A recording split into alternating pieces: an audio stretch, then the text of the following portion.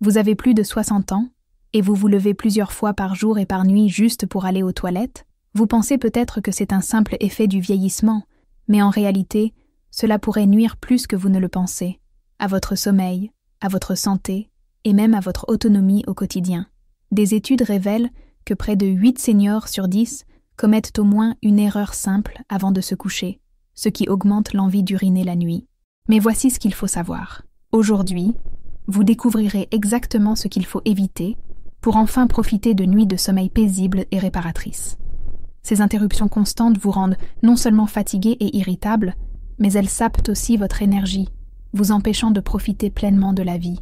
Vous avez peut-être même commencé à éviter de boire de l'eau en fin d'après-midi ou même à annuler des réunions entre amis, par crainte de ne pas bien dormir. Ce que peu de gens savent, c'est que 5 habitudes quotidiennes, apparemment anodines, sont en réalité responsables de ce cycle.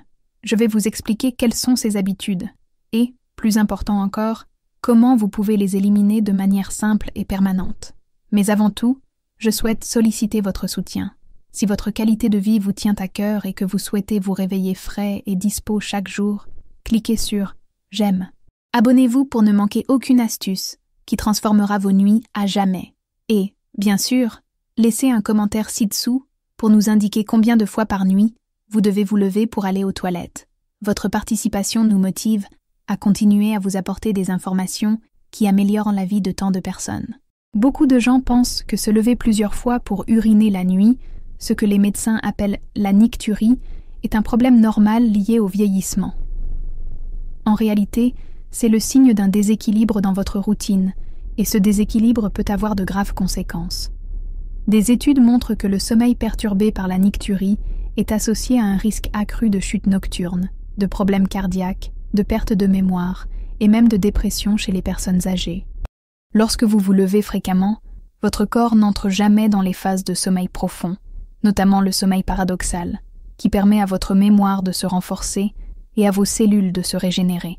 Cela signifie qu'en plus de vous réveiller fatigué, vous empêchez votre corps de guérir et de se régénérer, vous endommagez votre système immunitaire, vous accélérez le vieillissement et vous rendez plus difficile la concentration et la prise de décision tout au long de la journée. Mais il y a une bonne nouvelle qui pourrait changer tout cela. Dans la plupart des cas, cette envie constante d'aller aux toilettes n'est pas causée par des maladies graves, mais plutôt par des habitudes que vous pouvez facilement corriger. Après des années d'études en médecine du sommeil et en urologie gériatrique, nous avons découvert 5 comportements simples qui, s'ils sont éliminés, peuvent réduire, voire éliminer ce problème.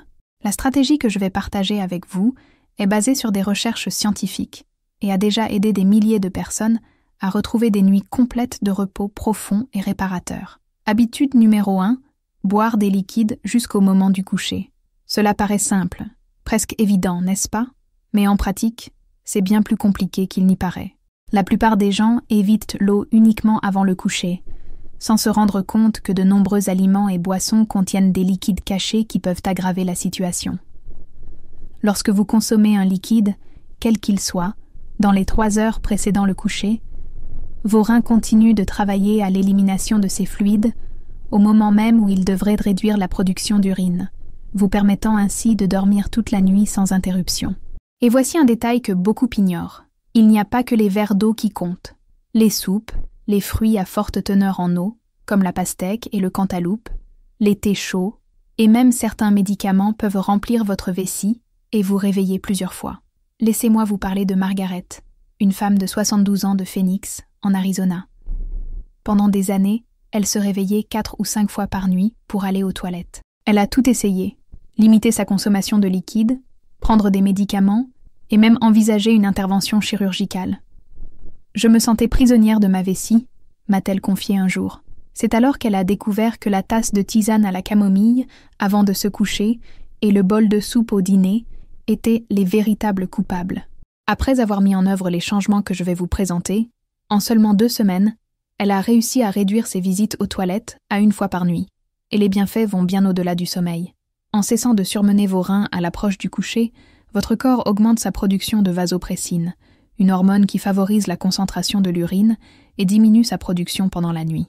Résultat, non seulement vous urinez moins, mais vous vous endormez profondément, vous vous réveillez plus reposé et avez plus d'énergie pour affronter la journée.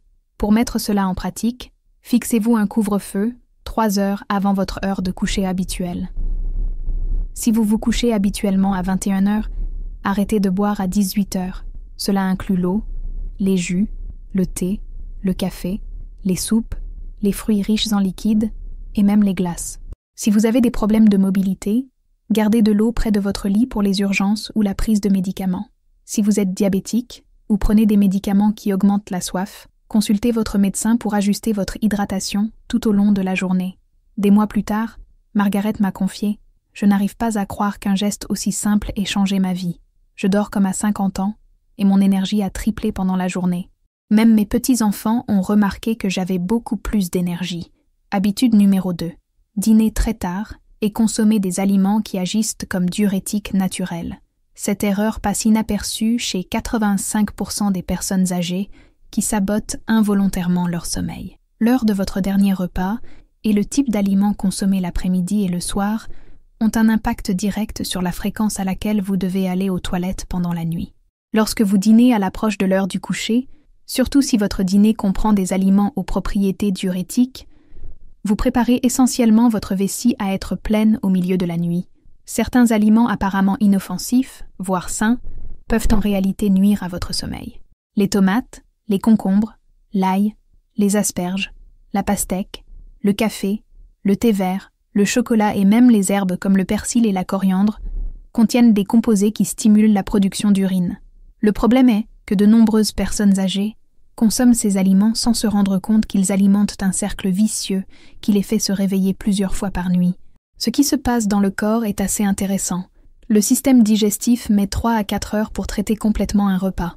Pendant ce temps, surtout en position allongée, la digestion ralentit et ces composés diurétiques circulent plus longtemps dans l'organisme, prolongeant ainsi leur effet sur les reins. De plus, de nombreuses personnes âgées finissent par consommer des aliments riches en sodium, ce qui amène le corps à retenir de l'eau tout au long de la journée, qui, à son tour, sera éliminée juste au moment où vous devriez dormir. Je souhaite partager l'histoire de Robert, un retraité de 68 ans de Tampa, en Floride. Robert adorait dîner tard, vers 20h30, et ne pouvait résister à un encas à 21h30, toujours accompagné de tomates fraîches, de concombres et de thé vert pour faciliter la digestion. Il m'a confié « Je me réveillais religieusement à 1h, 3h30 et 5h30 pour aller aux toilettes. Je pensais que c'était dû à mon âge, mais je me sentais comme un vrai zombie pendant la journée. » Après que Robert ait ajusté son heure de dîner à 18h30 et arrêté de manger des aliments diurétiques après 16h, la transformation s'est produite rapidement. En seulement 10 jours, il ne se réveillait qu'une fois par nuit et après 3 semaines, il dormait 6 heures d'affilée sans interruption.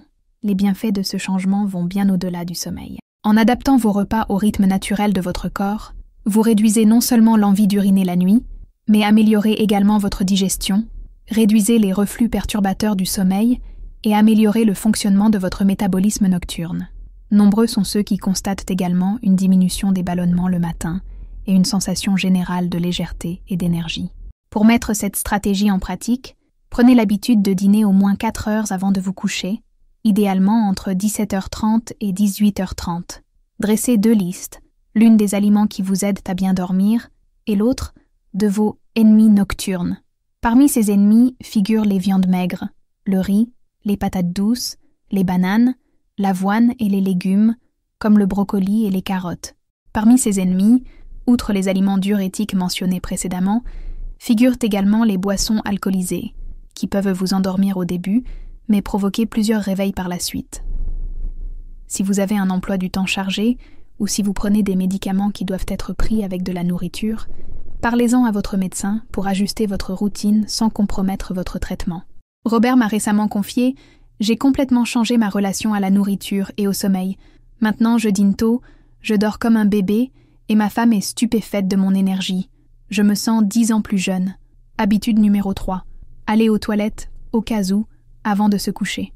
À première vue, cela peut sembler une stratégie intelligente, mais c'est en fait l'un des pièges les plus dangereux qui maintiennent les personnes âgées coincées dans le cycle de la nicturie. Lorsque vous allez aux toilettes, au cas où, avant de vous coucher, même si vous n'en ressentez pas le besoin, vous apprenez en réalité à votre vessie à fonctionner avec des volumes plus petits. Cela crée un cycle qui se répète tout au long de la nuit, perturbant votre sommeil. Beaucoup de gens l'ignorent, mais la vessie est un muscle très flexible, capable de s'adapter à vos habitudes. En la vidant constamment, même lorsqu'elle n'est pas encore pleine, vous lui indiquez qu'elle n'a pas besoin de se dilater pour stocker correctement l'urine. Avec le temps, cela réduit considérablement la capacité de la vessie, qui commence à envoyer des signaux urgents au cerveau même avec peu d'urine. Et cette fausse sensation d'urgence finit par vous réveiller, même en l'absence de réels besoins. C'est un processus curieux. Une vessie saine peut contenir entre 300 et 500 ml d'urine avant de vous avertir qu'elle est pleine. Mais lorsque vous prenez l'habitude d'uriner juste pour être sûr, votre vessie commence à vous avertir avec seulement 100 ou 150 ml, ce qui devient un piège qui compromet votre repos. Vous voulez un exemple concret? Voici Doroth, une veuve de 74 ans qui vit à Searrow, dans l'État de Washington. Elle avait un rituel de sécurité nocturne. Même lorsqu'elle n'en ressentait pas le besoin, elle allait toujours aux toilettes avant de se coucher. Elle m'a confié « Je pensais être maligne, mais j'ai fini par créer un monstre. » Résultat, 2 heures plus tard, elle se réveillait avec une envie pressante d'uriner, même si sa vessie était loin d'être pleine.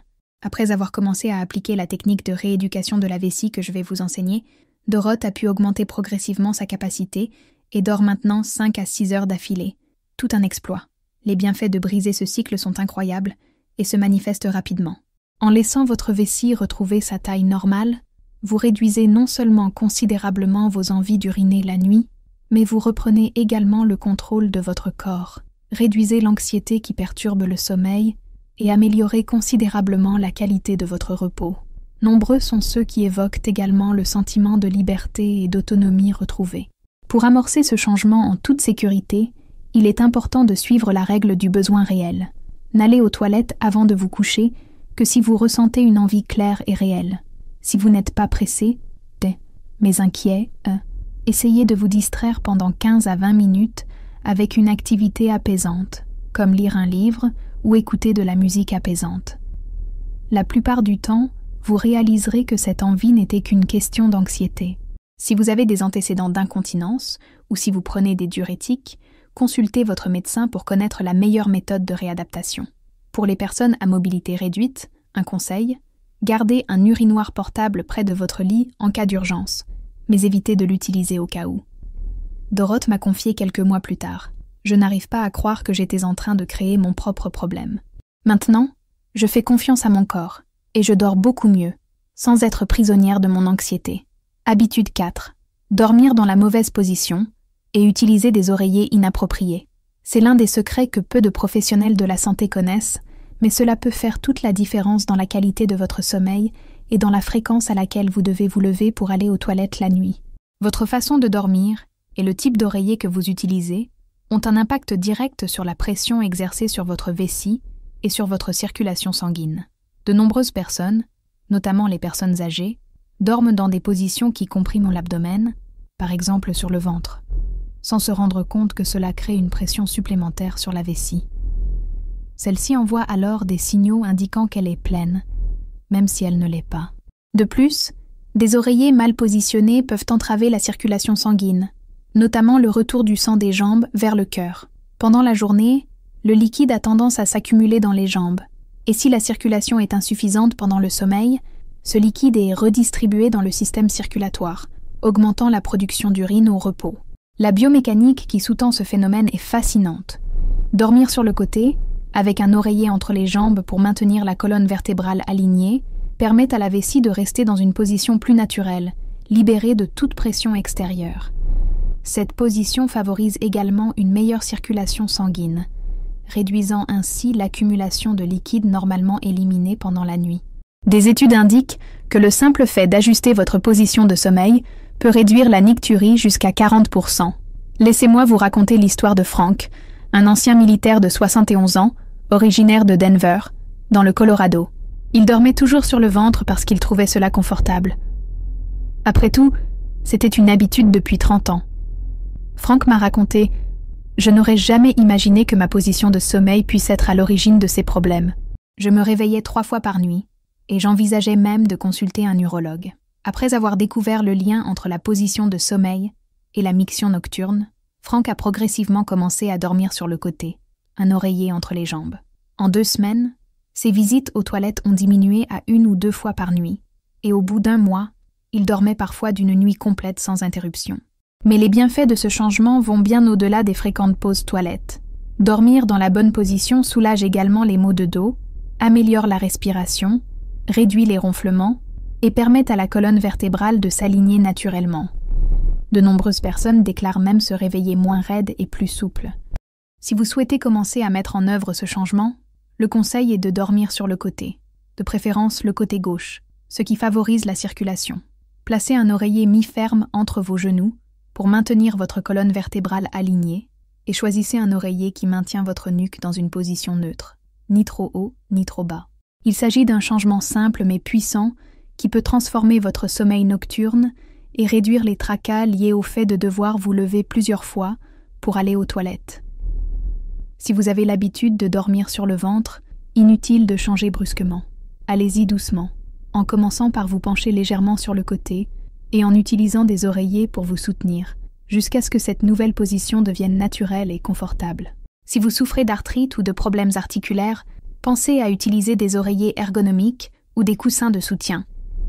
Ils peuvent grandement faciliter la transition. Oh, et si vous souffrez d'apnée du sommeil ou si vous ronflez beaucoup, évitez de dormir sur le dos, car cela peut aggraver ces problèmes.